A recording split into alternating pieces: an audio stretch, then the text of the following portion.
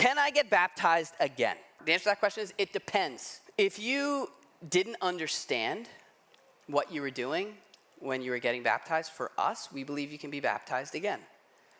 If you weren't old enough to understand, like in the tradition I grew up in, I was baptized as a baby and I didn't understand it. And so I got a little older, my beliefs changed a little bit, and then I got baptized again because it was a choice I was making. And so if you did not understand, maybe because you were young, maybe you were older, but it was at the end of a class and they said, now you get baptized, and you still didn't get it, but you did it, then we would say, yes, you can.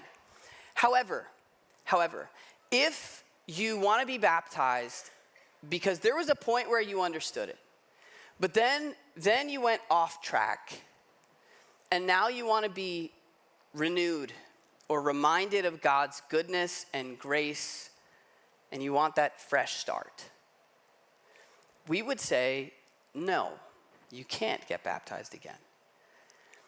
And it's a hard thing to say, right? Because we want to celebrate that with you. But to baptize you again would actually be communicating the opposite message that baptism sends the first time.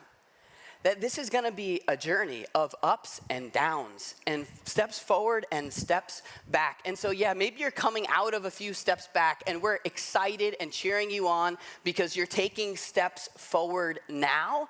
But to baptize you again would contradict the message of endless second chances. This is a start of a journey that we knew was going to be rough at times if you're a human being.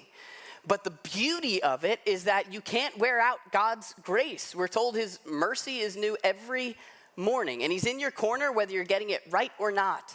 And so to say you got to do it again, like if we believe that, we'd have to do it again a little while after that, because you're probably going to have some issues again later on, right? It would be like saying every time you got into a serious marriage argument, you had to get married again. It's like, no.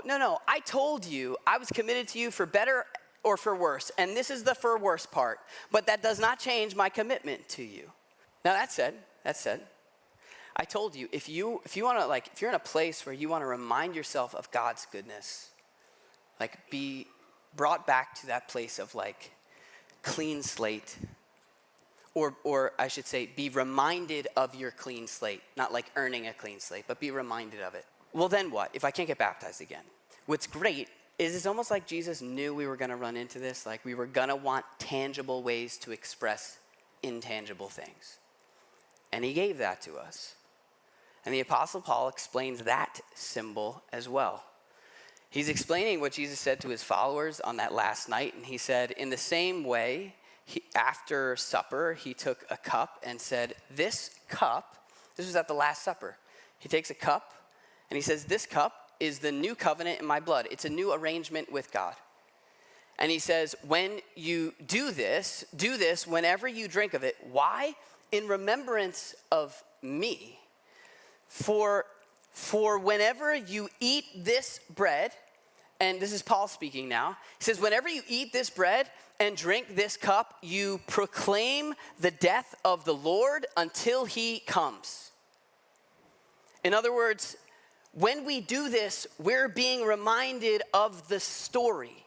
We're being reminded of the goodness of God, his amazing grace of endless second chances. We bring ourselves back to that place in a tangible way, and we can eat it and drink it and get our heads right and be reminded of the goodness of God. And Jesus is like, I'm giving you a chance to do this often because you're going to need it. You're going to need to be brought back to that place. In other words, we would say baptism is a symbol that tells a story, but we've got another one. We call it communion.